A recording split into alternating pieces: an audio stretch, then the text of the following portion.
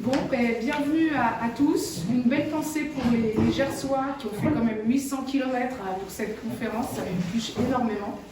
Là, c'est vraiment sympa à tous d'être venus.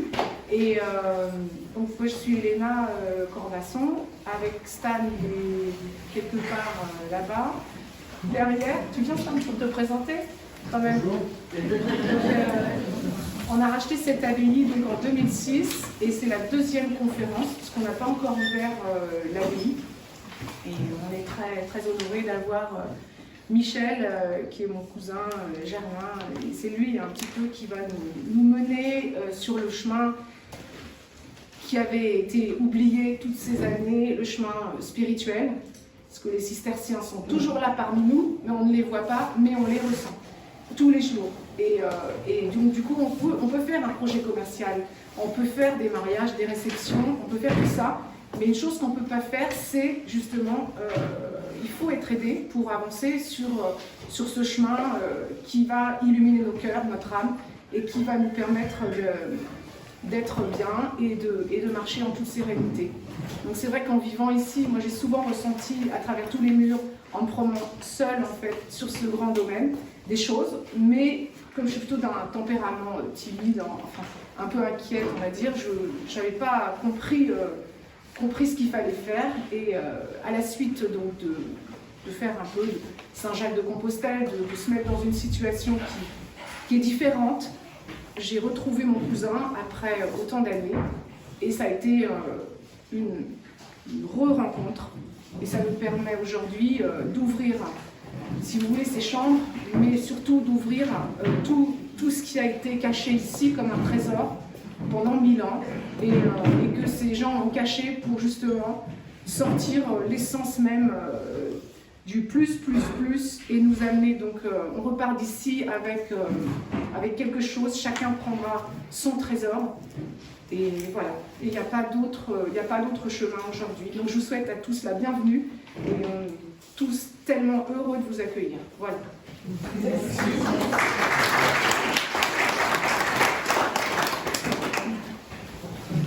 Bon, effectivement, il y a des gens qui ont fait beaucoup de kilomètres pour être là. Et si on est là aujourd'hui, c'est que quelque part, on est appelé à mener, à écouter et à voir certaines choses que ce monde aujourd'hui voudrait nous empêcher d'écouter, de voir, de comprendre et surtout nous empêcher d'être pour pouvoir vivre tout ce qu'on a à vivre comme ce que nous avons commencé à vivre avec Elena maintenant.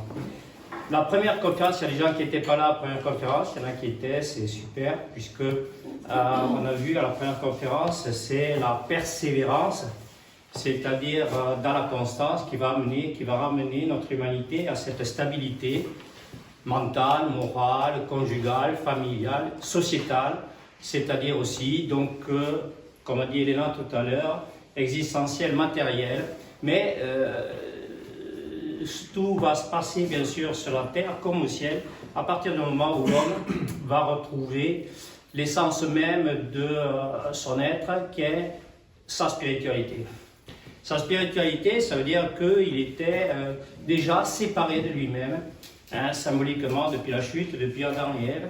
Il était séparé de lui-même et il est appelé, il est amené, si nous sommes là, nous en sommes le symbole, la signification, il est appelé à rétablir, à retrouver cette unité de vie en lui, avec lui, pour pouvoir vivre cette unité de vie. On va voir cette langue une, cette unité qui va se faire entre nous et l'autre.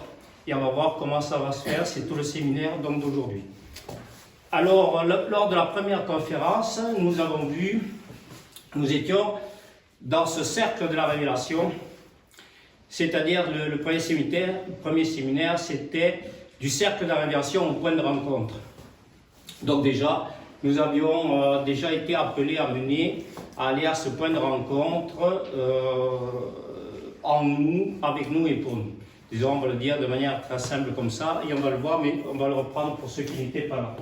Donc très vite et très rapidement, aujourd'hui, si on a des gens qui ont fait des kilomètres pour être là, je reviens à ça, Alors, il faut savoir qu'on est aujourd'hui dans un monde qui est labyrinthique.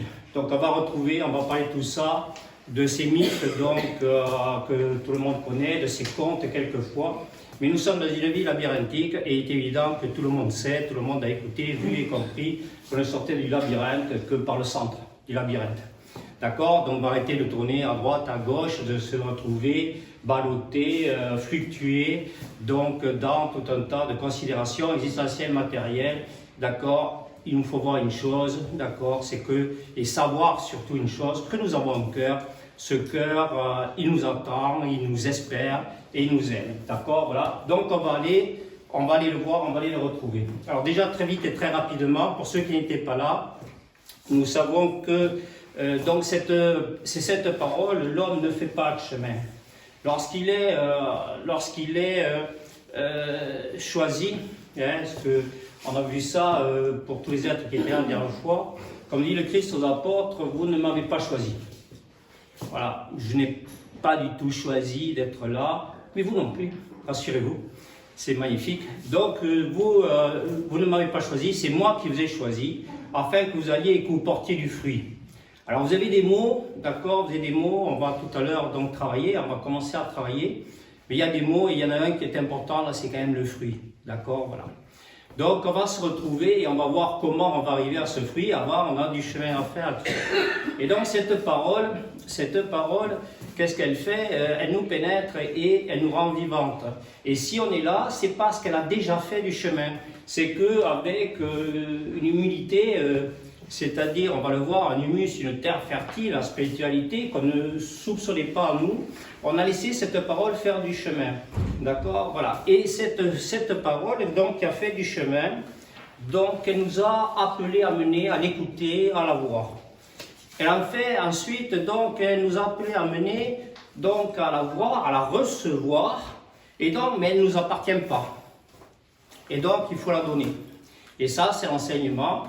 D'accord, c'est-à-dire, comme disait, on va revoir ça tout à l'heure, Annick de Souzenel, donc le maître extérieur n'est vrai que dans la mesure où il nous amène à cette dimension en nous-mêmes. Et c'est assez extraordinaire parce que on n'est pas maître, mais on se rend à la maîtrise. Mais la maîtrise qui n'est pas bien sûr la nôtre, qui est la maîtrise de tous les sages, de tous les maîtres, de toutes les cultures et traditions, lorsqu'on les laisse se pénétrer de la lumière, donc de l'esprit, comme ils ont été eux-mêmes pénétrés de la lumière. Et donc cet enseignement après, qu'est-ce qu'il fait? C'est qu'il nous appelle à quoi? À la vie. Il nous appelle à vivre cette parole. C'est cette parole qui est vivante, qui se rend vivante en nous, pour nous rendre vivants et rendre le monde vivant. Et aujourd'hui, il en a bien besoin, je crois. Donc, qu'est-ce que nous avons vu la première fois? Alors, si nous finissons donc un petit peu ce que je voulais vous dire, c'est qu'aujourd'hui, nous nous retrouvons et vous allez avoir des mots, on va avoir des mots. Alors que je vous dise d'abord, c'est que dans ce deuxième séminaire, là je pense que vous n'allez pas bien voir les choses. D'accord? Ce qui est écrit, hein, je sais, c'est un problème ça. À l'avenir, peut-être qu'il faudra un rétroprojecteur, je ne sais pas comment faire. Ok, donc dans ce deuxième séminaire, nous allons voir les archétypes, nous allons retrouver les archétypes, c'est-à-dire les principes de la vie elle-même, les principes de la vie originelle, c'est-à-dire tout ce qui fait notre vie d'hier, d'aujourd'hui et de demain. D'accord? Nous avons ça. Et pour ça, nous avons une première chose, un premier mot qui nous aide à ça, c'est l'abbaye. Comme par hasard. On a vu la première fois, d'où la devise qui en a découlé dès le premier séminaire, c'est être l'abbaye pour que l'abbaye soit. Alors qu'est-ce que ça veut dire être l'abbaye pour que l'abbaye soit? Abba en hébreu, c'est le Père. C'est le Père. Alors cet Abba en hébreu, c'est assez extraordinaire parce que c'est là où on voit que de la même façon que l'Ancien Testament nous a annoncé le Nouveau Testament vient nous révéler. L'Ancien, le Nouveau, ok. Et ça, ce qui va se passer maintenant, ce que nous avons vu, ce qu'a dit André Malraux, le 21e siècle sera spirituel, ne sera pas, j'appelle ça pour ceux qui n'étaient pas là pour la première fois, c'est que nous allons rentrer dans ce troisième testament, et qui est toujours le même testament. Puisque cette abbaye, c'est Yahvé. C'est la même chose. C'est-à-dire que Abba en hébreu, c'est le Aleph, c'est-à-dire c'est le principe créateur non manifesté. Le premier B, c'est le Bet, c'est la demeure. Et Jean, l'apôtre Jean nous dit, Celui qui demeure en lui voit le Fils comme le Père demeurer en lui, et sa maison est une demeure de Dieu. Et quand le Christ nous dit « devenez une pierre vivante pour participer à la construction de l'édifice », symboliquement la pierre que nous avons vue là et qui sera mise là-bas, sur le mur, qui va s'intégrer à toutes les autres pierres qui constituent donc l'abbaye. Et donc c'est une symbolique terrible, puisque cette abbaye, bien sûr, c'est l'homme au cœur de lui-même. Donc être l'abbaye, c'est-à-dire c'est lorsque l'homme bête demeure en lui, Dieu voyant ça, Dieu, on va voir pour certains ce que ça veut dire qu'il n'était pas là pour la première fois, Dieu, la vie, grand B, l'esprit, grand E, établit, le mot, établi, ça demeure, établi, ça vous rappelle quoi? L'étable de l'enfant Jésus. On va voir tout ça. Parce qu'on va voir quand même Isha, on va voir Ève, on va voir Marie avant de revoir Ève. D'accord, cet après-midi. Et là, on finira au ciel, au paradis, vous allez voir. C'est absolument merveilleux. Ce sera le 3e testament, c'est-à-dire le 3e millénaire donc, dans lequel nous allons rentrer. Et donc lorsque l'homme demeure en lui, Dieu voyant que l'homme reste centré sur lui, demeure donc en lui, mais pour ça on a du chemin à faire encore, hein. On a commencé à en faire au premier séminaire, on va en faire encore plus parce qu'à la dernière fois nous sommes arrêtés aux portes de la Terre Sainte avec Moïse, et là on va rentrer, il y aura encore du chemin à faire pour arriver à Jérusalem, on avait vu ça tout à l'heure. C'est-à-dire Jérusalem, le shalom par le retournement au jeu, à jeu c'est Dieu, on avait vu ça, c'est 4 dimensions de l'homme, son ego dans le plan humain, son moi dans son intériorité, son soi dans sa relation à l'autre, et son jeu, c'est-à-dire ce n'est plus lui, là, à ce moment-là, c'est Dieu. Donc, on reprendra tout ça, et surtout, ce que je vous demande, parce qu'après on va avancer, mais on va avancer par à part, c'est-à-dire on a une traversée du désert à faire, on va... puisqu'on veut retourner au paradis, c'est ça ce qu'on veut faire, dès cette vie sur terre, on veut revoir Ève à tout prix, eh bien il nous faut monter l'Everest. C'est-à-dire si on veut voir Ève, on ne peut pas rester en bas. On ne peut pas rester en bas parce que si on reste en bas, on va aujourd'hui dans ce monde, c'est qu'on ne va pas trop rester en bas, on va continuer à tomber, à chuter, et au lieu d'aller vers le paradis, on est en train de tomber en enfer. Donc ça, c'est quelque chose, nous tous qui sommes là, c'est quelque chose que nous ne voulons pas, parce que cette volonté, je rappelle encore, c'est la nôtre, et je rappelle ce que nous voyons partout dans ce monde, qui s'abaissera sera élevé, mais qui s'élèvera sera abaissé. Alors nous, on s'abaisse à cette écoute, cette vision, cette compréhension de la parole, et on ne s'abaisse pas, c'est comme ça. Donc lorsque nous demeurons en nous, qu'est-ce qui se passe? Dieu établit sa demeure en l'homme, et tout ce qui était non manifesté, le deuxième A, le deuxième Aleph, se manifeste. Voilà. Alors, est-ce que nous avons vu pour la première fois, qu'est-ce que c'est que ce Dieu? D'accord? Qu'est-ce que c'est que ce Dieu? Invisible, indicible et imprononçable. Il y a de quoi? Parce que ce Dieu, est-ce que quelqu'un veut le rappeler de la première fois? Est-ce que quelqu'un veut le dire? Ok. Alors ce Dieu c'est quoi? C'est deux. C'est la dualité. Mais lorsque cet homme qui était duel, qui était incapable de vivre en lui, avec lui et pour lui, on va le voir tout à l'heure sur le schéma, lorsqu'il est appelé, amené à retrouver son cœur, aller vers son cœur, et on va le voir avec Abraham, où Dieu dit à Abraham, va vers toi. Et si on veut faire la conférence comme il faut correctement, eh bien on écoute Dieu dire à Abraham, va vers toi, et la conférence est terminée. Voilà. Parce que va vers toi, ça veut dire va vers l'autre qui est en toi. Donc cette dualité qui était celle dans laquelle nous étions tombés, symboliquement, donc depuis Adam et Ève, cette dualité, ce deux, à la lumière de l'esprit que l'homme retrouve dans son intériorité, on passe des ténèbres du fait, l'extériorité, à la lumière de l'esprit, c'est-à-dire de l'intériorité, on va voir ça tout à l'heure, c'est-à-dire que, je vous expliquerai le schéma là tout à l'heure pour ceux qui n'étaient pas là la première fois, parce que ce schéma est fondamental, et il y a tout, il y a toute la Bible, il y a tout là. Donc ce deux, à la lumière de l'esprit, des sages et maîtres Dieu, des sages et des maîtres, et de l'esprit grand eux, ne fait plus qu'un. Le deux ne fait plus qu'un. Au fur et à mesure où l'homme était tombé du ciel sur la terre, et qui de la terre, voilà la terre, et le temps qui passe, tombe en enfer, il est de plus en plus duel dans sa relation à lui, il est de plus en plus un divorcé de sa vie, incapable de vivre, de plus en plus le yin, insuffisance, insouciance, inconscience, incapacité de vivre en soi, avec soi et pour soi. Et cette dualité génère et crée, puisque l'existence est le reflet de notre vie intérieure, génère et crée de plus en plus de dualité dans le monde qui nous entoure. C'est le monde du malheur, c'est le monde de la douleur, c'est le monde de l'horreur, d'accord, mais cette horreur tient au fait que l'homme s'est détourné de son cœur, donc il s'est détourné de ce principe créateur de vie en lui et autour de lui. Retrouvant l'écoute de la parole, il est appelé, amené à rétablir, après l'étape, il est appelé à rétablir cette unité de vie en lui, avec lui et pour lui. Et donc du deux, il retrouve ce un. Il est prié, parce que la foi, c'est la certitude que demain sera meilleur. Il est prié de passer de la dualité à l'unité. Dieu le prie. Beaucoup de gens prient Dieu qu'il fasse ceci, qu'il fasse cela. Et l'être spirituel ne prie pas Dieu, et l'être spirituel est prié par Dieu d'aller au cœur de lui-même. Il n'est pas fou, Dieu. C'est le passage sensible et intelligible, parce qu'il sait qu'il est tout-puissant.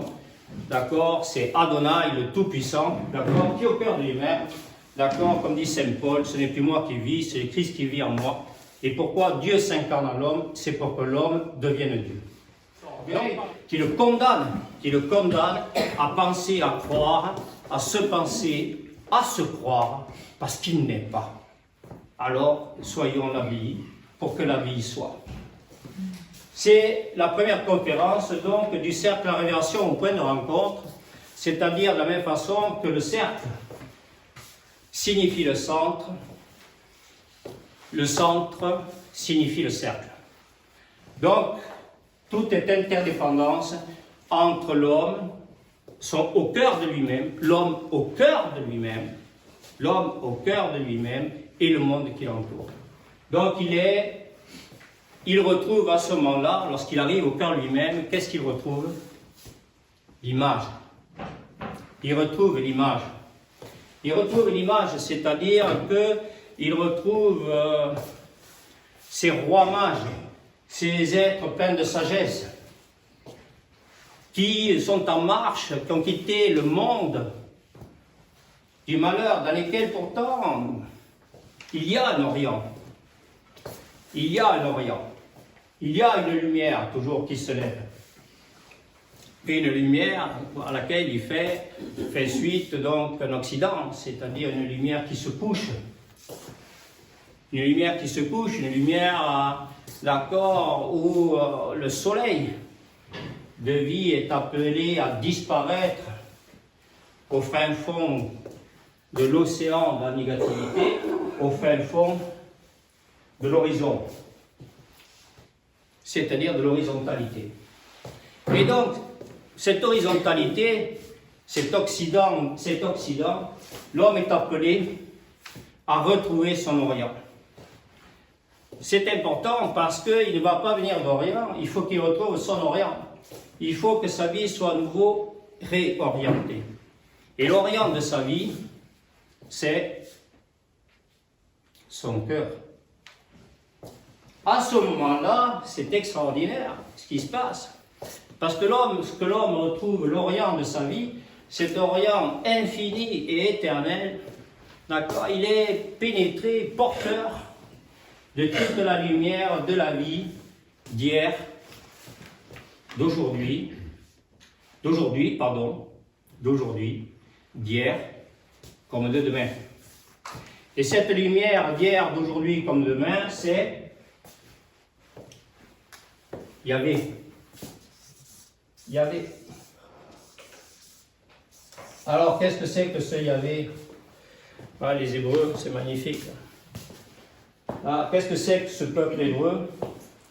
dont nous faisons partie là ce matin, c'est ce peuple qui est choisi, c'est ce peuple qui est élu de Dieu, c'est ce peuple qui est appelé, qui est amené, qui est guidé, qui est conduit vers son cœur, vers la Jérusalem terrestre qui est son cœur, dans lequel il va rentrer, pénétrer, et nous allons voir après tout ce qui se passe. Tout ce qui se passe. Et donc ce Yahvé, c'est toute la conférence, encore et toujours, et ce sera toujours la même. Parce que ce Yahvé, c'est quoi? Y, le yod, la lumière. H, le et. Le et. Principe féminin de l'être. C'est-à-dire que nous étions des humains, nous étions des hommes, nous étions des êtres existentiels et matériels, et au cœur de nous-mêmes, nous retrouvons le sens de l'être. On l'a vu la première fois, être ou ne pas être, d'accord? Être et ou ne pas être. Être ou ne pas être, c'est-à-dire être dans l'esprit ou être dans le fait. Et ou ne pas être, c'est-à-dire être dans l'esprit et être dans le fait. C'est-à-dire que l'homme ne peut plus dissocier ce que Dieu a créé, c'est-à-dire sa propre création, et son principe créateur qui renferme lui-même pour une toute autre création. Et donc ce vav qui est le et, le vav donc en hébreu, qui est le et, fait le lien avec l'autre et. Mais tout ça se passe au cœur de l'homme, c'est-à-dire que lorsque l'homme va au cœur de lui-même, il est appelé, il est amené à épouser le féminin de son être, et c'est le masculin de son être qui fait tout le chemin, d'accord, pour retrouver au cœur de lui-même le féminin de son être, et là est rétabli le sens pur et véritable de l'être.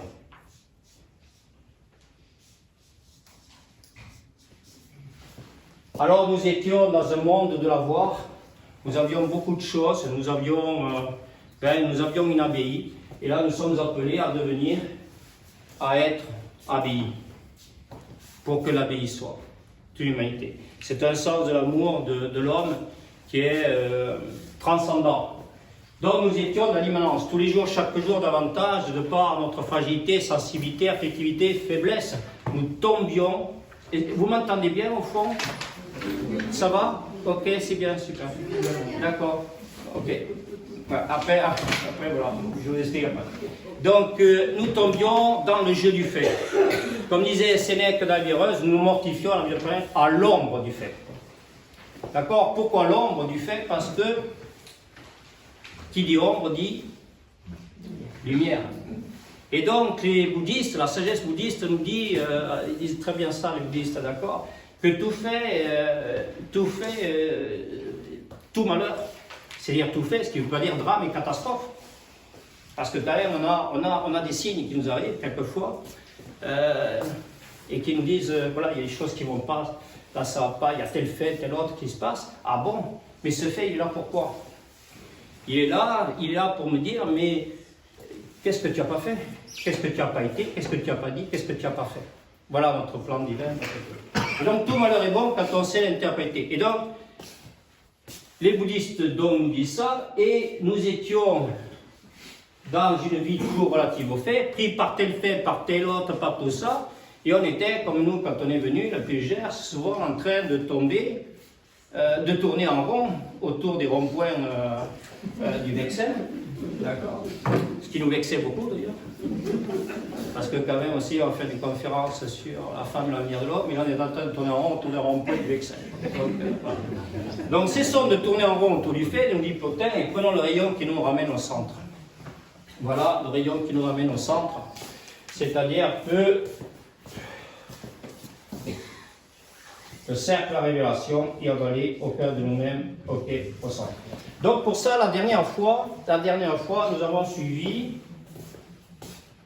Nous avons écouté d'abord Abraham, parce que Abraham, comme je l'ai dit, on peut s'arrêter là. Pourquoi? Parce que Dieu dit à Abraham, va vers toi. Ah, il dit à Abraham, va vers toi. Et qu'est-ce que ça veut dire, va vers toi? D'accord, c'est compliqué. Et donc, Dieu ne dit pas tout. D'accord? Parce qu'il aime l'homme. Il l'a créé à son image et il le veut. C'est sa volonté. Il le veut à sa ressemblance. Je dis aux gens, souvent, vous savez que, enfin, on va voir tout ça, le docteur, la science et le médecin, la conscience. Je dis aux gens, je ne veux pas de malade dans mon cabinet. Je n'en veux pas. Je n'en veux pas. C'est embêtant. C'est embêtant pour eux, c'est embêtant pour moi, c'est embêtant pour tout le monde. Et tous les sages maîtres nous disent de s'aimer sans rendre service, et ça rend service à tous ceux qui nous entourent. Mais je n'en veux pas. Vous imaginez, il faut être fort là, non? Hein? Alors pour dire je n'en veux pas. Souvent nous sommes confrontés, et vous allez voir au fur et à mesure des conférences, d'être à cette capacité de dire, d'accord, c'est comme ça. Vous allez dire c'est comme ça, c'est-à-dire c'est comme ça, et puis vous allez dire avec rigueur, avec sérénité, vous êtes tout seul dans le jardin, dans la cour, vous allez dire c'est comme ça, qu'est-ce que vous allez faire? Vous allez dire à votre négatif, c'est comme ça. Viens pas t'amuser à discuter, parce que moi je ne discute pas. J'ai plus de négatif et de pour discuter. Je sais bien que tu es là. Le serpent, il est toujours là. D'accord? Il est maîtrisé. Il est maîtrisé. C'est la conscience. Il prend conscience de ce qu'il est, de ce qu'il n'est pas. Il sait très bien qu'il est encore un être matériel. Il n'est pas un être purement spirituel. Donc, ok. Mais, qu'est-ce que nous faisons quand nous disons c'est comme ça? Nous disons à ce négatif, ce yin qui est en nous, à tout ce mal, d'accord, dont nous avons hérité, depuis Adam et Ève, et puis après, nos arrière-grands-parents, parents, nous avons hérité de ce karma, de cette négativité familiale, donc originelle, et parce que nous faisions partie d'une famille. Alors, est-ce que nous faisons partie là, aujourd'hui, d'une grande famille?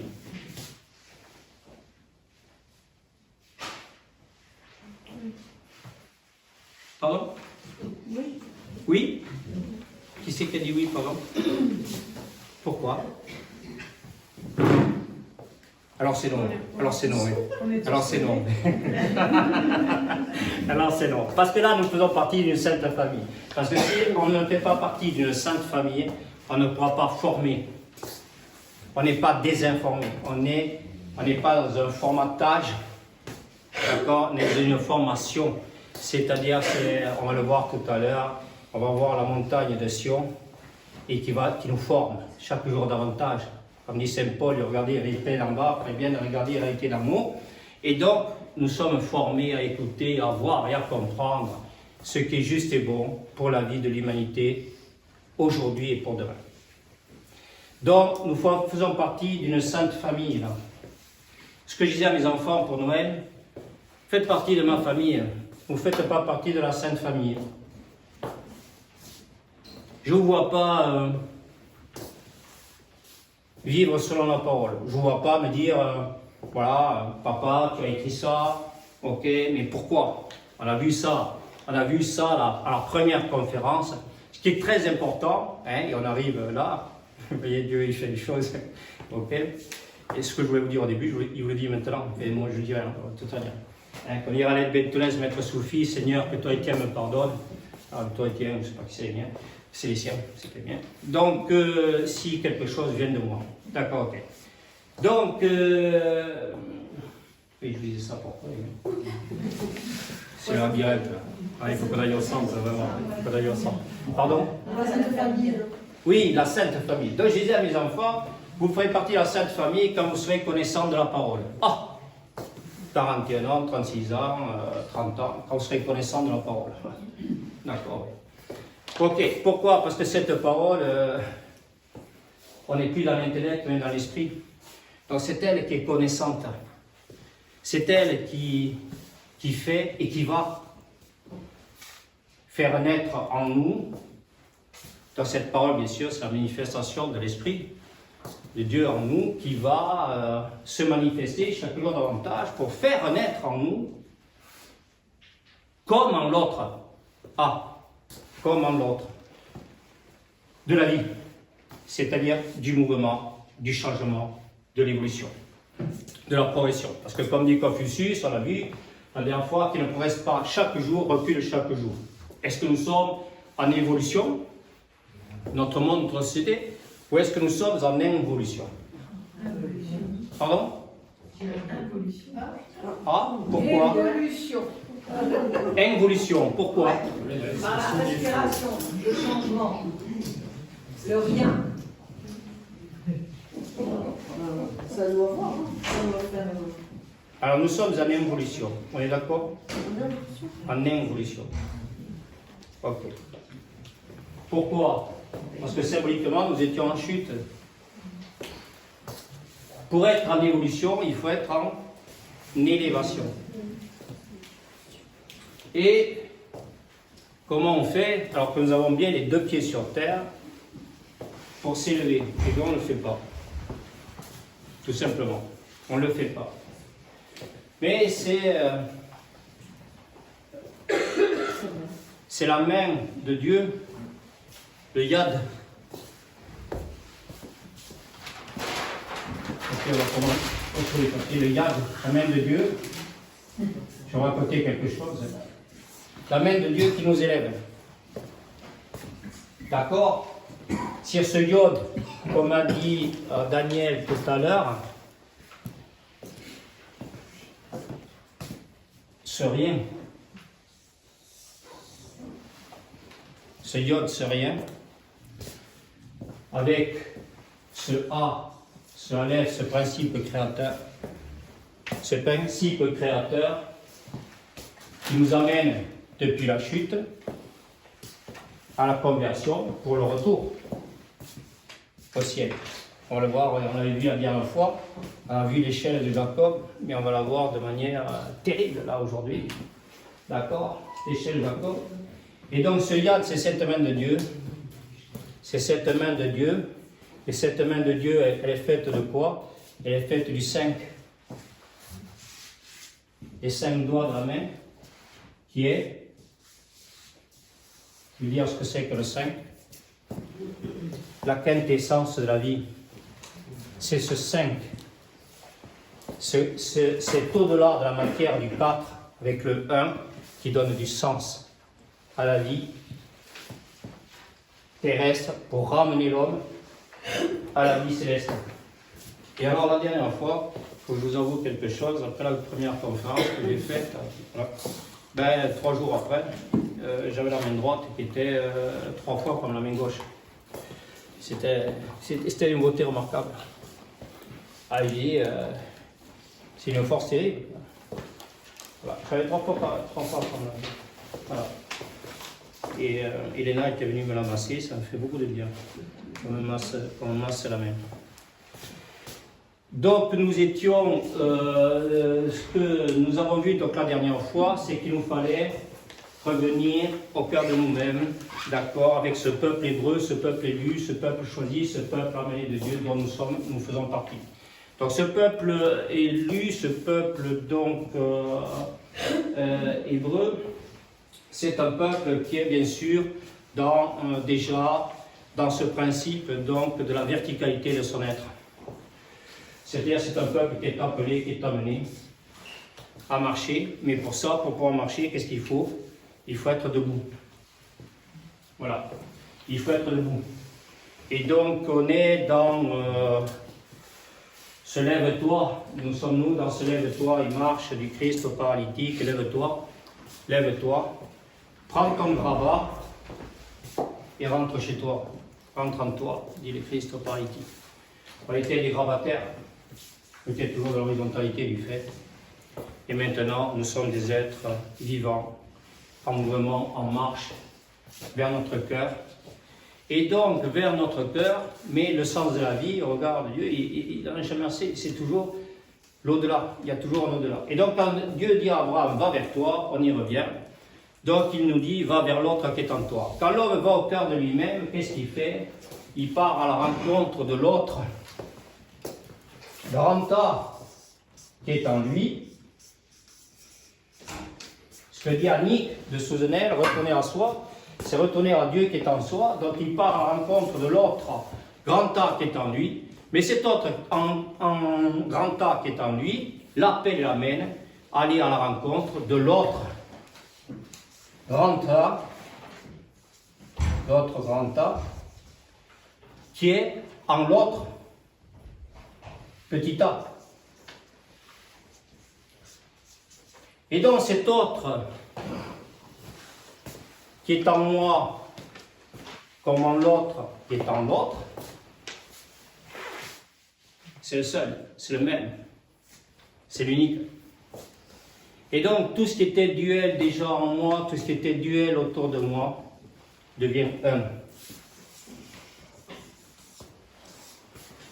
Un par la grâce de ce un. De ce un qui est un, qui se rend un en moi pour se rendre un en l'autre et que nous fassions plus qu'un. Donc, quand Dieu dit à Abraham, va vers toi, tout est fait. Parce qu'à partir de là, ce n'est plus nous, c'est lui qui fait. C'est somptueux. Mais, il ne faut pas oublier quand même, on n'est pas là pour nier le fait. Vous le voyez bien, on ne va pas parler de tout un tas de choses, on va le faire.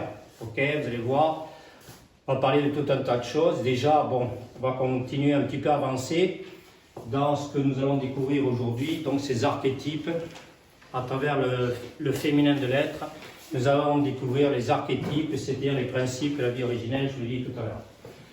Pour en résumer tout et terminer, ok, et peut-être on va continuer à avancer quand même un peu. Donc la première fois, nous sommes rentrés d'abord dans l'arche d'alliance de Noé.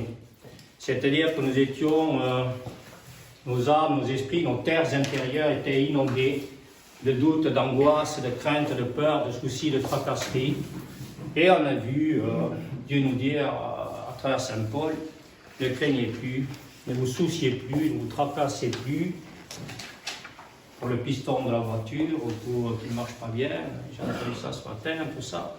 Puisque Dieu s'occupe de tous vos soucis et tous vos tracasseries.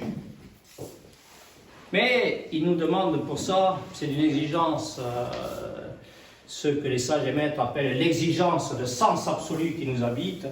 Rares sont ceux, disent les théologiens et mystiques, qui vivent dans cette exigence de sens absolu qui les habite. D'accord? Ça exige que nous passions, comme disent les bouddhistes, passer du sommeil à l'éveil, s'éveiller à toujours être dans l'esprit, pour ne pas tomber dans le jeu du fait. Nous avons l'esprit et nous avons le fait.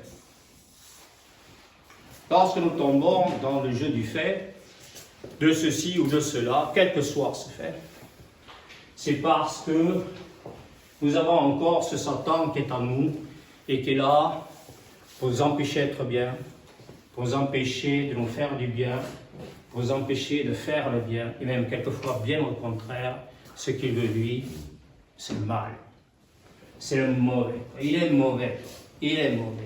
Ce qui l'intéresse, c'est le mal, ce qui l'intéresse, c'est notre mal-être, ce qui l'intéresse, c'est notre maladie, ce qui nous intéresse, c'est notre mort.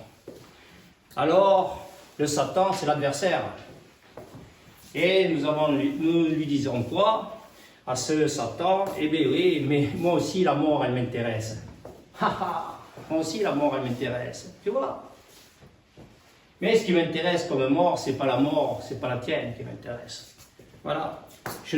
Ça ne m'intéresse pas, moi, de mourir dans le fait. Ça ne m'intéresse pas que mon âme et mon esprit restent prisonnières de mon corps physique, de mon corps matériel. Soient prisonnières donc de mon corps matériel pour pour ne pas arrêter de tourner en rond dans cette matière. Et donc je ne veux pas mourir dans ce fait. Moi, ce que je veux, ce que Dieu pour moi, c'est que je meure au fait. Au fait de ceci, au fait de cela. Parce que si je ne meurs pas, je ne peux pas ressusciter.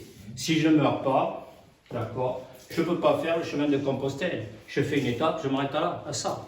Mais j'ai toujours une autre étape à faire. Et donc, il faut que je meure à l'étape que j'ai faite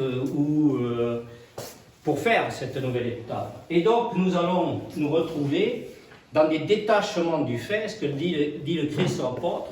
Vous devez renoncer à tout ce que vous avez, tout ce que vous êtes, y compris vous-même, pour porter ma croix dans le monde. Il l'a fait, d'accord, ok. Et cette croix ne va pas quand même souffrir des douleurs. Il y a des gens qui, quelquefois, peut-être, auraient le plaisir satanique de nous fouetter, d'accord, mais ça a été fait. Donc, il y a d'autres choses à faire, encore ça. Et donc, nous allons suivre cette passion, c'est-à-dire que nous allons passer par notre cœur, parce que qu'est-ce que nous voulons voir? Nous voulons voir Sion et son agneau triomphant sur cette montagne de Sion. Nous voulons voir ça, mais ça on va le voir cet après-midi. Hein, on va le voir après, certainement. Donc au départ, nous sommes entrés dans l'arche d'alliance de Noé, d'accord?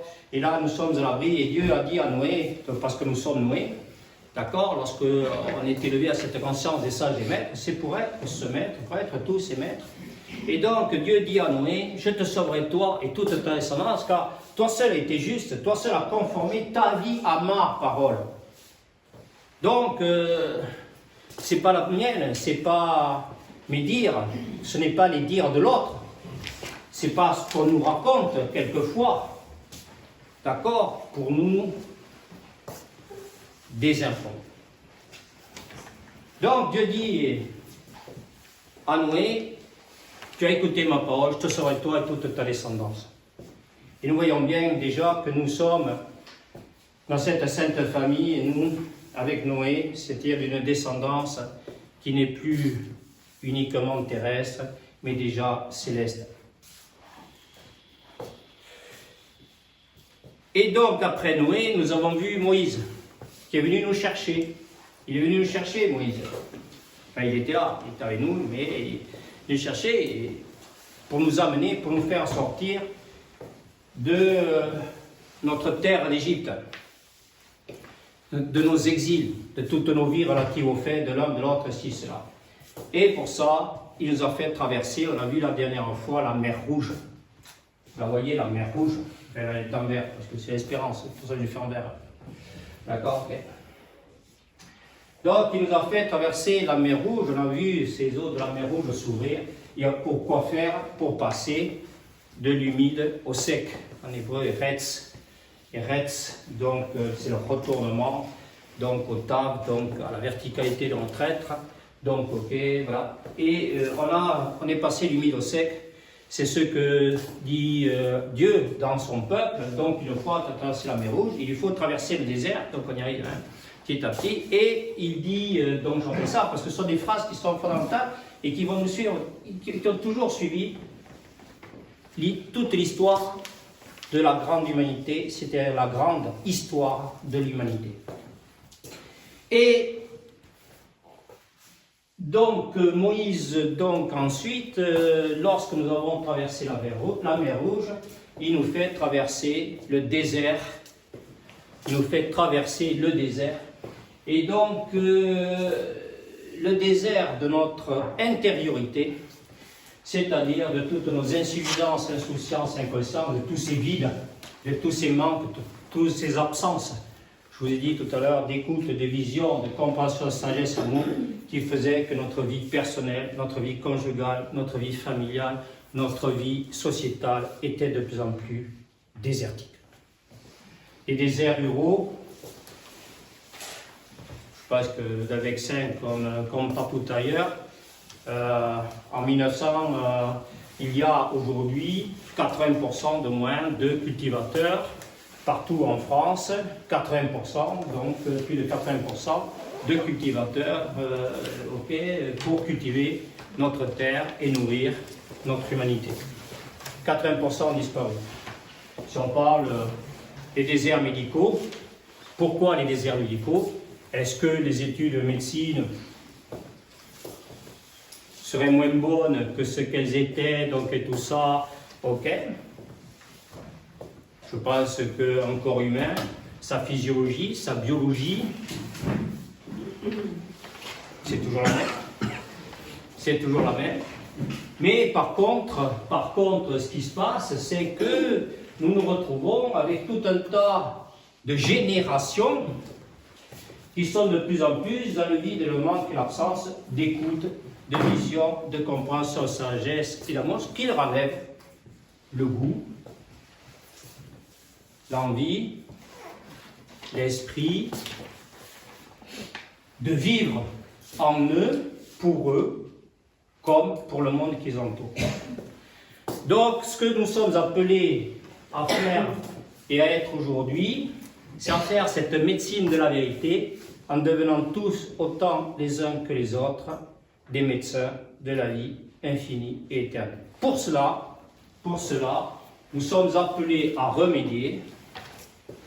Et le remède à tous nos maux, c'est l'amour.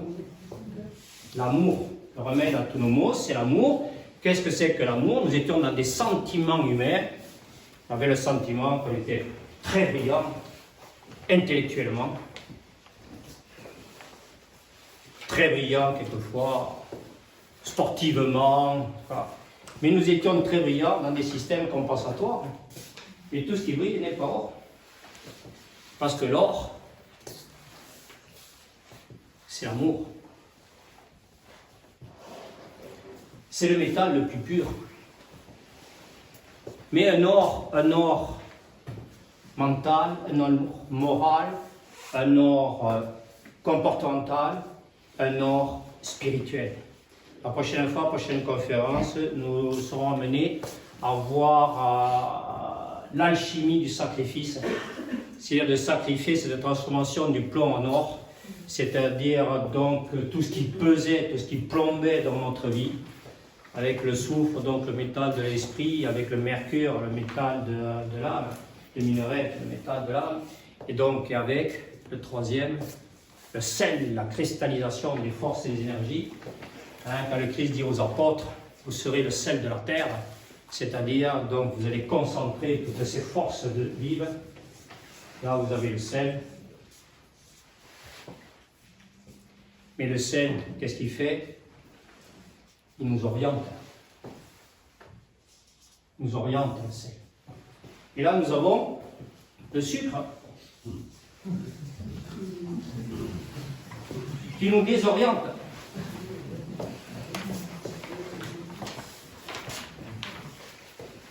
Nous sommes en Occident, la société de consommation, consumérisme. Et ce consumérisme est extraordinaire, on l'a vu la dernière fois, parce qu'il nous fait, il nous amène à brûler en enfer. Mais nous sommes le sel de la terre. Et nous retrouvons le feu de l'Athanor, de ce creuset qui est notre cœur. Et là nous retrouvons le feu purificateur de l'amour des sages, des maîtres, de toutes les cultures, de toutes les traditions, de tous les âges, de Dieu lui-même, du El en hébreu. Alors, nous sommes arrivés la dernière fois aux portes de la Terre Sainte. Moïse, il s'est arrêté là. C'est un bonheur immense pour moi de voir Moïse donc à moi, parce qu'il s'est arrêté aux portes de la Terre Sainte et il avait 120 ans. Bon, je n'ai que 67, on a du chemin à faire, c'est super. C'est impressionnant, parce que quand les gens disent « Oh là là, je ne vais pas faire quand même tout ce chemin, je ne vais pas faire 800 km pour venir dans l'abbaye et être à l'abbaye pour que l'abbaye soit, je ne vais quand même pas faire ça. » D'accord, ok, j'ai tout ce chemin à faire, donc et tout.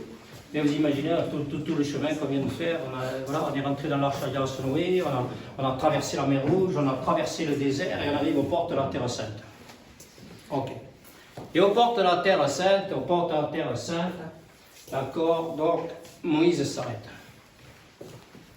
Et Moïse, il s'arrête et il meurt. Et il meurt et donc il demande à son fils, Josué, de conduire son peuple jusqu'à Jérusalem. Ah! est-ce que Josué a bien conduit ce peuple hébreu jusqu'à Jérusalem, jusqu'au shalom par le retournement au jour? Est-ce qu'il est bien rentré, ce peuple de Jérusalem? Est-ce que ce peuple hébreu, est-ce qu'il est bien rentré, une fois rentré dans Jérusalem? Est-ce qu'il est bien rentré, donc quand il a retrouvé la terre sainte de son intériorité, Jérusalem, le shalom par le retournement au jeu, d'accord? Est-ce qu'il est bien rentré dans le temple de Salomon? Ce temple de Salomon qui est le premier temple érigé à la gloire donc de Dieu par Salomon, fils de David. Fils de David. Et donc, lorsque, je ne sais pas si quelques-uns sont allés certainement sur mon blog, et quand nous voyons ce qui se passe en ce moment, je vous ai mis sur mon blog ce psaume 44 de David. Voilà, c'est guerrier valeureux, porte l'épée de noblesse et d'honneur. Ton honneur, c'est de courir au combat, pas de fuir, non. Des responsabilités, on ne va pas s'échapper ici. On est aimant, on est plein de sagesse, on est plein de force, on est plein d'amour de Dieu. C'est Dieu qui est en nous. C'est Dieu, cet Adonai qui est tout-puissant. Porte l'épée de noblesse et d'honneur. Ton honneur, c'est de courir au combat pour la clémence, la justice et la vérité. Voilà la médecine de la vérité. C'est-à-dire, cette médecine de la vérité, c'est l'amour. Qu'est-ce que c'est que ce guerrier valeureux? Parce qu'il y a des guerriers qui sont valeureux, d'autres qui sont moins, d'autres trucs, ok. Voilà. Donc, qu'est-ce que c'est que ce guerrier valeureux? Qu'est-ce qui fait que ce guerrier est valeureux au regard de David? Qu'est-ce qui fait ce guerrier valeureux? Ce sont les 7 valeurs que nous avons vues la dernière fois et que nous allons étudier. Ce sont les trois vertus d'être vertueux, valeureux. Ce sont ces vertus qui font que l'homme est valeureux.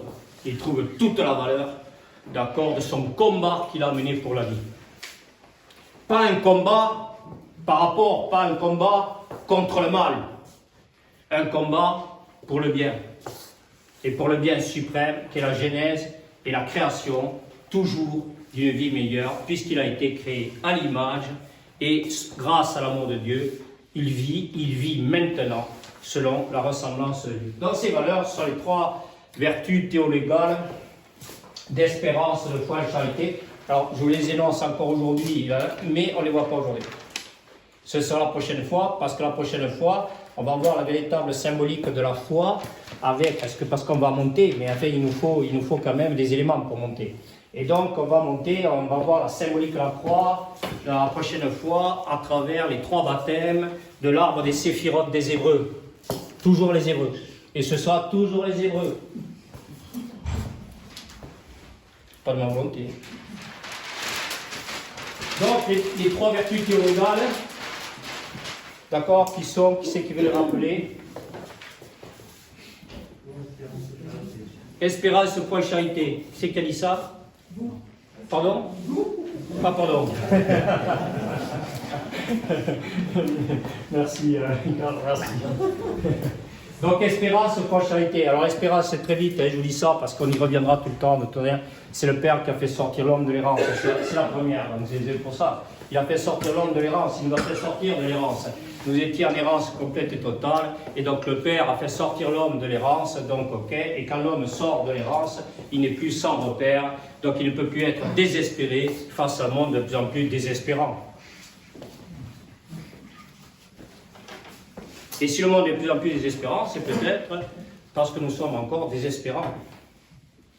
Désespérants de ne pas être, désespérants de ne pas dire, désespérants de ne pas faire, désespérants de ne pas aimer.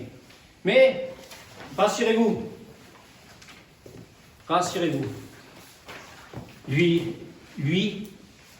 elle, ne désespère pas. Il est le Père, il ne va pas désespérer de lui-même. Et comme il est en nous, il ne désespère plus de nous. C'est pas trop mal ça. L'espérance, deuxième chose, deuxième donc vertu théologale, la foi. C'est-à-dire la foi, c'est-à-dire la fidélité à la parole. Quand les chrétiens disent que Jésus n'a pas aboli la loi, il est venu l'accomplir. Et donc, c'est cette loi, cette parole qui fait loi, qui fait autorité. Cette parole, vous y êtes là, ça c'est important, on y est. Cette parole qui fait autorité de plus en plus, cette connaissance de la parole, d'où le travail. Et comme disait Platon, le malheur pour l'homme, c'est son inculture. J'écoutais France Culture dimanche, et j'écoutais Maïmonide qui nous disait, au XIIe siècle, l'ignorance est la mère de la barbarie. Maïmonide. D'accord? Théologien juif du XIIe siècle, andalou. Et les femmes andalouses, on ne sait pourquoi. Elles chantent, elles dansent, avec Maïmonide, avec Averroès, avec Avicenne. D'accord? Nous allons voir tous ces grands maîtres spirituels, d'accord, juifs et musulmans. D'accord? Mais nous allons voir tout ça, ce que c'est que tout ça, puisqu'on va le découvrir tout aujourd'hui. Troisième vertu théologale, Charité. la charité. Et il nous est dit que la plus grande, c'est la charité. Des trois, la plus grande, c'est la charité. Pourquoi? Parce que c'est la charité. C'est quoi la charité? C'est l'amour. C'est l'amour. Parfait. Nous sommes pieux, ça. Qui c'est qui a dit l'amour? Mais de toute manière, c'est tout le temps l'amour. Hein. Bravo. Non, mais bravo. Mais non, c'est bien. Non, mais c'est... Pardon?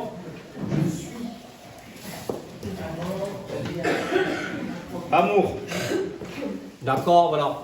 Et l'amour, c'est la plus grande. Pourquoi? Parce que bien sûr, pour l'homme, donc, ok, dans sa vision de Dieu, d'accord, c'est la création. L'amour, c'est l'acte créateur. D'accord? L'amour, c'est l'acte créateur. Nous étions dans les sentiments humains. On avait le sentiment, l'orgueil de l'homme qui a entraîné sa chute. Mais le sentiment, c'est ce qui ment. Et ça n'amène donc, par les conséquences, que des ressentiments. Magnifique. Quand on se comporte, qu'on est dans insouciant, inconscient, immature, on est dans un infantilisme complet et total. Donc c'est bien mieux de se disputer, c'est bien mieux de se faire la guerre que de s'écouter, de se voir, de se vivre, de se partager et de s'aimer. Ensuite, donc, nous avons les quatre vertus cardinales. Les quatre vertus cardinales. La force, la justice, la tempérance et la prudence. La première, qui c'est qui a dit là, qui veut parler?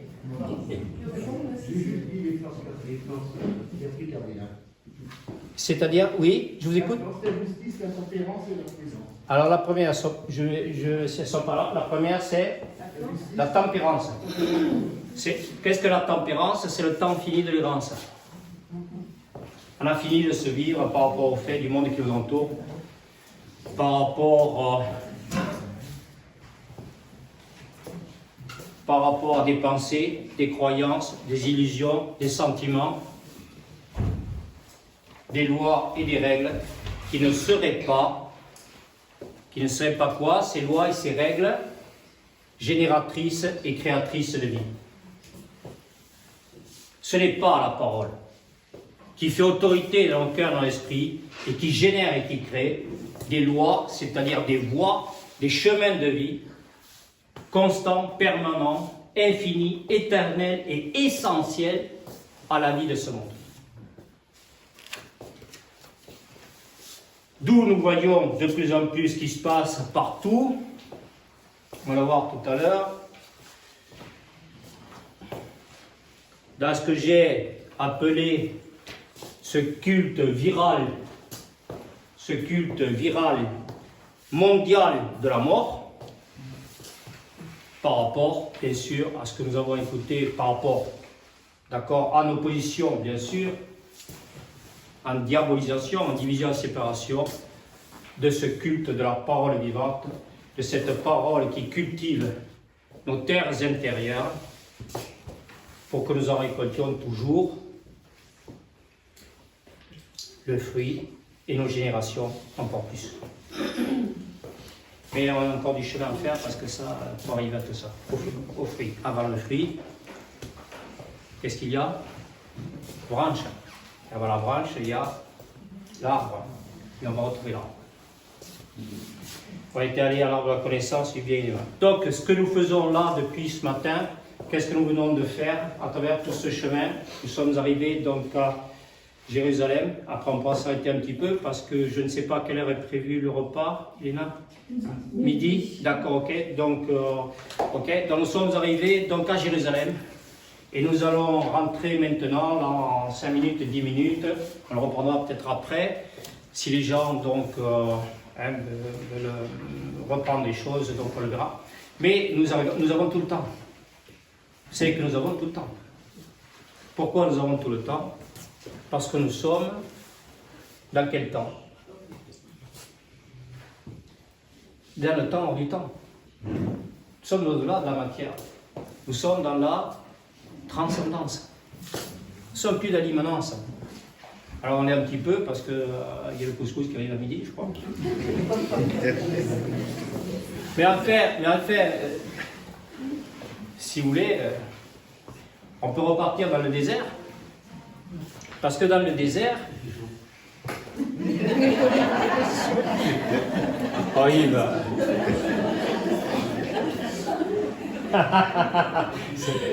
voilà, j'avais dit à Stan qu'il n'était pas très chaud. D'accord, ok. Donc on va repartir dans le désert. D'accord, on fait le désert. Voilà. Voilà. Donc, ok, donc nous sommes dans le temps du temps parce que nous sommes dans la transcendance. Et nous sommes dans la transcendance, nous sommes toujours dans l'au-delà du fait et nous ne sommes plus là dans l'immanence. C'est-à-dire que nous sommes des êtres spirituels qui veillent à toujours être dans l'esprit pour ne pas tomber dans le jeu du fait parce que nous sommes, on commence à voir ça, nous sommes devenus, on va voir ça tout à l'heure, hein, c'est de manière beaucoup plus forte, plus actuelle, mais nous sommes devenus des maris. C'est-à-dire des vierges, des pures, des fécondes. C'est extraordinaire, ça ne te parle quand même, les fécondes. Ça enfante la vie. Donc nous étions donc dans le désert et donc nous n'avons pas besoin, si vous voulez, on peut y retourner, comme je l'ai dit tout à l'heure, parce que si nous allons dans le désert, c'est pour nous absolument extraordinaire. D'accord, de ne pas se croire après tout ça très élevé, très évolué, donc et tout ça. Alors si vous voulez, on peut retourner un petit peu dans le désert, parce que dans le désert, qu'est-ce qui se passe? Dans le désert, il se passe quelque chose d'extraordinaire dans le désert. Le jeûne. C'est que nous recevons la manne. Ah, c'est quoi cette manne? Cette manne, cette nourriture que l'homme reçoit dans le désert. C'est quoi cette manne? La parole. Il reçoit la parole tout le temps et qui nourrit son âme et son esprit, pas son corps et le couscous. D'accord, ok. Voilà. Et alors, dans cette manne, donc, désert, donc, il a vu ce peuple hébreu, il a vu Moïse prendre son bâton, et sur l'injonction de Dieu, d'accord, il a pris le bâton. Et qu'est-ce qu'il a avec son bâton? Le rocher s'est fendu en deux, et que l'eau jaillisse donc de ce rocher, de cette eau vive. Tout le sens, tout le symbole extraordinaire. C'est-à-dire, nous étions des cœurs de pierre. Nous n'écoutions rien, nous voyions rien, nous ne comprenions rien. Voilà. Et nous devenons des cœurs de chair. Ah, des cœurs de chair. Des cœurs de chair. Des cœurs fragiles, sensibles, affectifs. Non. Des cœurs qui sont chers, qui sont très très chers. Très très chers. l'abbaye ne suffirait pas à acheter ce cœur-là. Et oui, il ne suffirait pas à acheter tout ça. On pourrait la vendre, ça ne sert à rien. C'est pas il faut qu'on la garde, la vie. Voilà. Parce que c'est notre symbole, un petit peu quand même. Voilà. C'est le symbole de ce que. Voilà. Comme sont censés être toutes ces pierres vivantes qui vont faire l'abbaye. Et pour que l'abbaye soit, c'est extraordinaire. Donc, ce qui est cher au regard de Dieu, c'est le cœur de l'homme. Parce que c'est là où il établit son unité. Ah! Il établit son unité. L'abbaye. Quand Dieu voit que l'homme demeure au cœur de lui-même, Dieu établit sa demeure dans le cœur de l'homme. C'est quoi cette demeure de Dieu? La crèche de l'enfant Jésus. La crèche enfant Jésus, le cœur de l'homme, là où crèche l'amour de Dieu. Jésus, qui est encore Jésus, humain. Eh oui, parce qu'il n'a pas... C'est un petit enfant quand même. Il est mignon. Ouais, non, un petit enfant. Des enfants, des petits-enfants. La grande famille, elle a des enfants. Elle a... Combien vous avez de petits-enfants? Les papas, les mamans, les papis, les mamies, d'accord? Qui, comme nous explique le patron de Pfizer, qui nous explique que ces enfants, ces petits-enfants, que leur amour aujourd'hui, c'est le vaccin. Ah, mais il nous faut prier, Dieu nous prie, mais là il nous faut prier pour tous les grands manias de notre monde, des grands maîtres de ce monde, donc du malheur. Il faut prier parce que toute cette richesse existentielle et matérielle qui ne cesse d'accumuler, il nous faut prier pour la misère de leur cœur et de leur esprit, et qu'avec nous, et que grâce à nous, nous écoutions, nous les voyions, nous les comprenions, pour les ramener à cette justice et à cette vérité. Donc, qu'ils puissent remédier à ses goûts, ses envies, ses besoins qui appellent de plus en plus de besoins, encore et toujours plus de besoins, pour que, avec nous et comme nous, ils puissent être à nouveau élevés à la conscience de la nécessité. De la nécessité. Alors, si vous voulez, on est arrivé aux portes de Jérusalem, qui rentrera tout à l'heure dans le temple de Salomon, parce que c'est magnifique. Oui? Je voulais juste faire une petite remarque. Oui. Tout à l'heure, vous avez dit en tant que médecin, moi, quand j'ouvre la porte de la salle d'attente, je ne veux pas de malade. Oui. Comme donc Dieu a dit au paralytique, lève-toi et marche. Finalement, il a fait un miracle. Donc vous êtes aussi l'exact contraire de Pfizer. Vous ne voulez pas de malade. Et Pfizer vaut plein de malades. Non. Non. Non. Non, c'est pas Pfizer. C'est pas Pfizer de la même façon que Saint Augustin dit Seigneur, que toi et me pardonne si quelque chose vient de moi. C'est le Satan qui veut ça. C'est-à-dire, c'est le Satan, c'est le prince de ce monde qui s'est emparé de l'âme et de l'esprit de gens qui étaient vides, à qui il manque depuis des générations des arrière-grands-pères, des grands-pères et des pères. Donc, ce sont des fils et des filles abandonnés de Dieu. C'est-à-dire que c'est le Christ sur la croix qui dit mon Dieu, pourquoi m'as-tu abandonné? Donc ce sont des êtres qui étaient des humains, et comme nous dit Annick, ce qu'on nous dit Annick de Souzenel, donc si l'homme ne retourne pas à sa divinité, ce que nous sommes appelés à mener à faire, donc ok, voilà, mais avec l'humilité, donc on va voir tout à l'heure l'humilité, parce que l'humilité c'est extraordinaire, vous allez voir ça. Vous allez voir l'humilité. La beauté remarquable, c'est quelque chose que tous les rois, les princes de la politique, de la finance ou d'une science sans conscience, qui n'est pas plus de la médecine, mais qui n'est plus de la médecine, puisque l'être spirituel n'est vrai que dans la mesure où nous amène à cette dimension. Donc, ok. Et donc, ça c'est l'introduction du livre sur la médecine de la vérité donc, que j'ai écrit quand j'ai vu tout ça.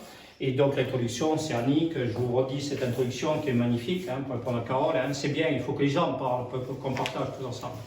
Et comme dit Annick, le monde marche à l'envers, elle écrivait ça, je vous dirai l'année après, le monde marche à l'envers, une véritable médecine consisterait, disait Annick, à remettre le patient sur le chemin d'une marche à l'endroit, mais dans cette perspective, il est certain que le médecin redeviendrait le prêtre qu'il était autrefois, le prêtre au sens de guide et de maître et non pas d'arbitre de la morale. Et c'est par l'effet d'un véritable renversement de la vapeur qu'il aurait tout d'abord opéré en lui-même, que Dieu aurait opéré en lui-même, qu'il aurait opéré en lui-même, qu'il pourrait amener les autres à stopper leur processus d'involution pour les mettre ensuite sur un chemin d'évolution.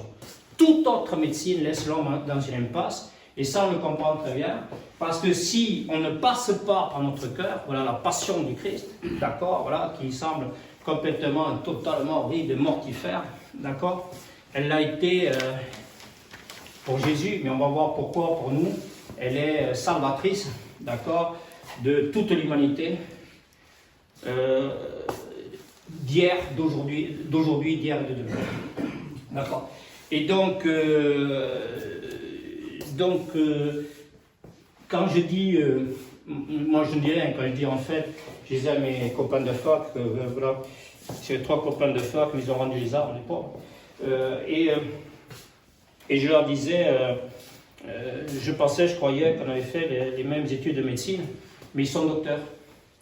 Et comme disait Rabelais, donc au Moyen-Âge, science sans conscience n'est que rien de là, je dis ça pour tous les gens qui n'étaient pas là lors de la première conférence. Donc nous n'avons aucun mérite. D'accord, nous n'avons aucun mérite parce que, on va voir tout à l'heure, après les textes fondamentaux, on va voir tout ça, nous sommes des graciés, d'accord, on l'a vu la première fois, les gens autour de nous, d'accord, sont potentiellement condamnés et seraient condamnés si nous ne les aimons pas. Et là, aujourd'hui, d'accord, nous sommes amour parce que, comme dit le Christ, partout où vous réunirez mon nom, je serai parmi vous. D'accord. Et donc, vous savez, moi, je préparais beaucoup de choses et vous vous rendez compte que, très bien, que je lis très très peu ce qui a été écrit. Voilà. C'est que Dieu m'a appelé, amené à écrire depuis 3 mois. On va en voir quand même une partie parce qu'après, il y a des choses qui sont, dont on ne peut pas parler comme ça. Donc, qui ont été déjà manifestés, qui ont été signifiés, qui ont été comme les tables de la loi de Moïse, donc gravées, d'accord, comme la veillée, elles ont été gravées. Mais il faut savoir qu'au fur et à mesure où cette parole pénètre notre être intérieur, d'accord, et donc on va le voir avec le temple Salomon, et voilà, dans lequel on va entrer tout à l'heure, sur notre âme, notre esprit.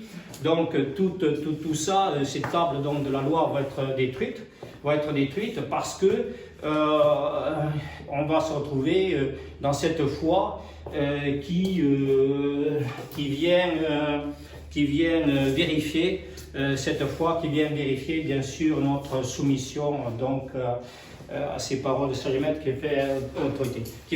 Je vous rappelle que ce qu'a dit Annick de Souzenel, très vite après on va boire un petit café, tout ça ce que vous voulez. Donc ce qu'a dit Annick de Souzenel, donc je vous lis dans l'introduction de mon livre Pour la vérité que j'ai repris. Donc ça a été écrit, elle a écrit en 1970. D'accord, donc le monde marche en bien, l'état médecine, voilà. Bon, il faut savoir, après si vous voulez on en parlera On en parlera cet après-midi de tout ça pour que les gens soient bien formés, d'accord? Parce que on ne peut pas faire des conférences, c'est pas la peine aussi.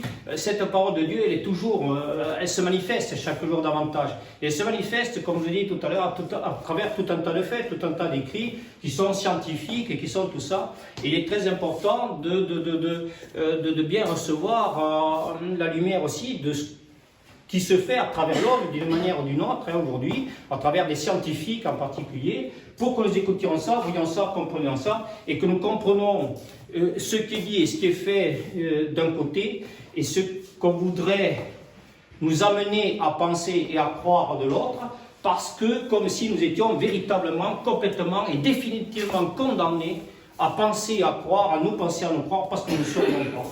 Mais nous sommes appelés, nous sommes aujourd'hui, donc Annick de Souvenel a dit en 2016, nous sommes dans une fin d'humanité. Seuls quelques-uns sont appelés à la conscience de la nouvelle humanité. Et si l'homme ne retourne pas à sa divinité, il tombe dans son animalité. Alors, là, Annick, elle s'est trompée, mais elle ne le savait pas hein, quand elle a écrit ça, mais là, elle s'est trompée, parce que l'homme ne retourne pas, elle n'est pas tombée là, dans son animalité, il est tombé dans sa monstruosité. Pourquoi? Tout simplement parce que si quelqu'un a des animaux domestiques chez lui, des chats, des chiens, d'accord, qu'il a continué à caresser, et donc à poil, parce qu'il demandait donc de l'affection, à aucun moment, je ne pense pas qu'il se soit posé la question de savoir si son chien, d'accord, avait sur ses poils un virus, un germe, d'accord, qui pourrait détruire complètement son âme, son esprit, d'accord, il est précipité donc à l'enfer plus vite que ce qui était prévu s'il avait été tout seul. Ces chiens sont d'une fidélité remarquable. Ces chats, ces chiens, d'accord, nous en avons. Et ma femme, comme peux-tu m'expliquer que ces animaux ont perdu la logique, le bon sens, la raison. D'accord, ils ont gardé toute leur fidélité, toute leur reconnaissance. D'accord, et c'est absolument extraordinaire. Donc on n'a pas fini de vivre et de partager beaucoup de choses, que ce soit à l'intérieur de la maison ou en dehors, comme nous ici. Je vous souhaite un bon petit café si vous voulez. D'accord, on fait comme ça. Allez. Merci.